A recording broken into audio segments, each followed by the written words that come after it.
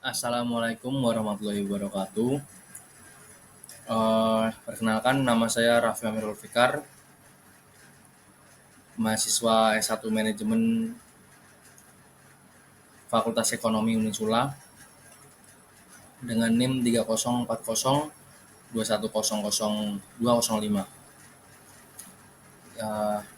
Yang terhormat dosen pengampu mata kuliah Manajemen Resiko Bapak Dr. Andes HM Bejo Santoso, MT PhD. Di sini saya akan mempresentasikan tentang krisis moneter dan krisis moneter yang terjadi di Indonesia.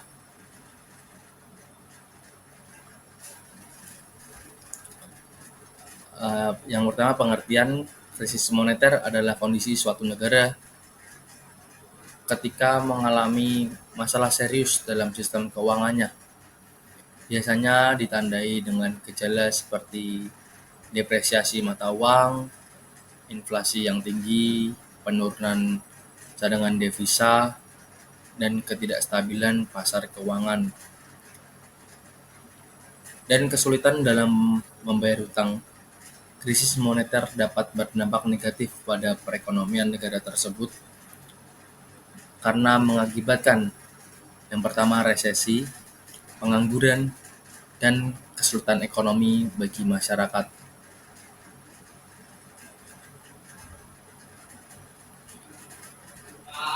Faktor penyebab krisis moneter yang pertama ada ketidakseimbangan neraca pembayaran.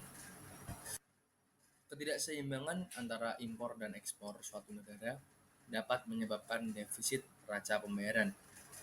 Jika defisit ini berlanjut dalam jangka waktu yang lama, bisa menyebabkan tekanan pada nilai tukar mata uang dan memicu krisis moneter. Selanjutnya ada mata uang luar negeri, utang luar negeri yang tinggi. Akumulasi utang luar negeri yang tinggi dapat menjadi beban berat bagi perekonomian suatu negara. Jika negara mengalami kesulitan untuk membayar utang atau kepercayaan investor terhadap negara tersebut menurun, maka krisis moneter dapat terjadi. Selanjutnya nomor 3 ada kebijakan moneter yang tidak efektif. Kebijakan moneter yang tidak tepat atau tidak efektif seperti suku bunga yang terlalu rendah atau terlalu tinggi dapat menyebabkan ketidakstabilan ekonomi dan mengarah pada krisis moneter.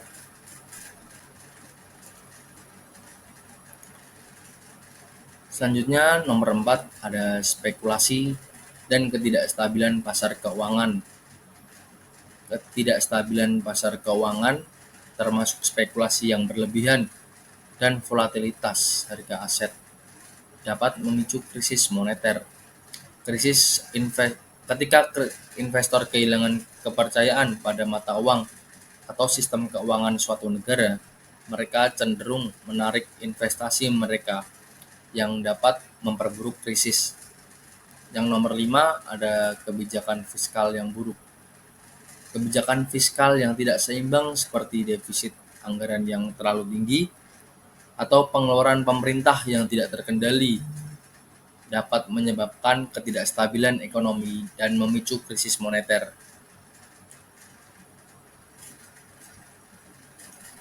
Selanjutnya ada pendapat tentang penyebab krisis moneter. Yang pertama ada kebijakan ekonomi yang buruk. Beberapa orang berpendapat bahwa kebijakan ekonomi yang buruk seperti kebijakan fiskal dan moneter yang tidak seimbang dapat menjadi penyebab utama krisis moneter.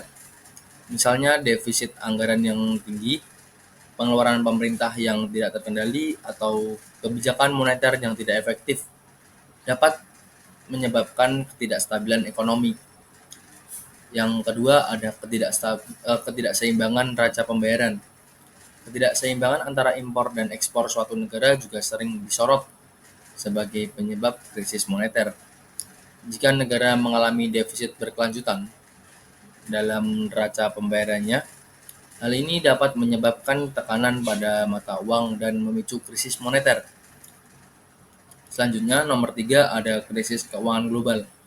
Krisis keuangan global seperti krisis finansial pada tahun 2008 dapat memiliki dampak yang luas dan memicu krisis moneter di berbagai negara. Kondisi ekonomi global yang buruk dapat menyebar dan mempengaruhi negara-negara lain melalui saluran keuangan dan perdagangan. Selanjutnya yang nomor 4 ada ketidakstabilan politik.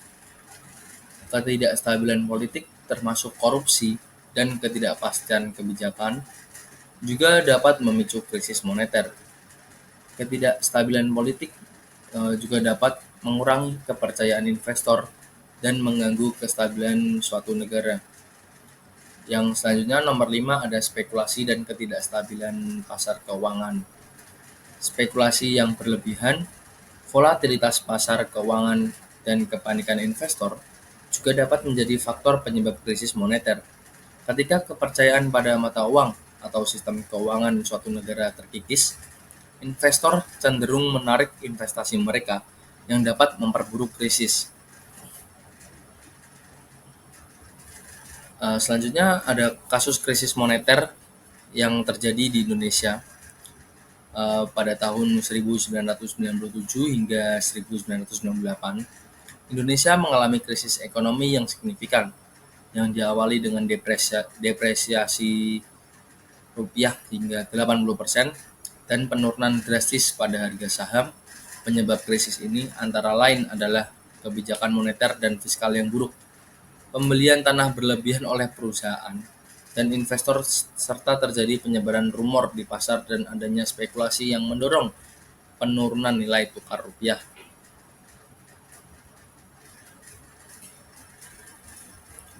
Krisis moneter di Indonesia pada akhir tahun 1997 hingga akhir 1998 memiliki dampak yang signifikan pada perekonomian negara.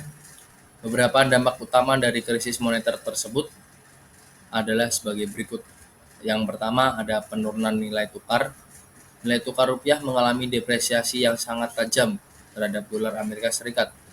Ini menyebabkan lonjakan harga barang impor dan utang luar negeri meningkat secara signifikan. Yang kedua, ada inflasi tinggi. Krisis moneter memicu tingginya tingkat inflasi di Indonesia. Kenaikan harga barang dan harga jasa secara drastis mengurangi daya beli masyarakat dan menyebabkan kesulitan ekonomi bagi banyak orang. Yang selanjutnya ada runtuhnya sistem perbankan. Banyak lembaga keuangan mengalami kegagalan dan kolaps di tengah krisis moneter. Bank-bank mengalami kesulitan likuiditas, mengakibatkan banyak orang kehilangan tabungan dan investasi mereka. Yang keempat, pengangguran dan kemiskinan. Krisis moneter menyebabkan banyak perusahaan mengurangi produksi atau bahkan gulung tikar atau bangkrut, yang berakibat pada tingkat pengangguran yang tinggi. Banyak orang kehilangan pekerjaan dan terperosok ke dalam kemiskinan. Selanjutnya nomor 5 ada ketidakstabilan politik. Dampak krisis moneter juga meluas ke sektor politik. Ketidakpuasan terhadap pemerintah meningkat, memicu proses dan kerusuhan sosial yang berujung pada perubahan politik signifikan di Indonesia. Selanjutnya ada tindakan pencegahan dari krisis moneter. Yang pertama ada transparansi, yaitu menerapkan kebijakan transparan dalam pengelolaan anggaran dan penggunaan kebijakan fiskal dan moneter. Selanjutnya ada nomor 2, pembentukan lebih banyak badan pengawas, meningkatkan jumlah dan kualitas badan pengawas keuangan dan pasar untuk mengurangi peluang terjadinya korupsi dan perilaku yang merugikan. Selanjutnya nomor 3 ada penyediaan dana cadangan, yaitu untuk memastikan tersedianya dana cadangan yang cukup dalam skenario terjadinya krisis moneter. Yang keempat ada kerjasama internasional, melakukan kerjasama internasional dengan lembaga-lembaga atau negara lain untuk meminimalkan dampak terhadap negara lain dan memperoleh dukungan dalam menghadapinya. Baik, sekian presentasi dari saya. Mohon maaf jika ada kekurangan dan salah kata. Kurang lebihnya saya mohon maaf. Assalamualaikum warahmatullahi wabarakatuh.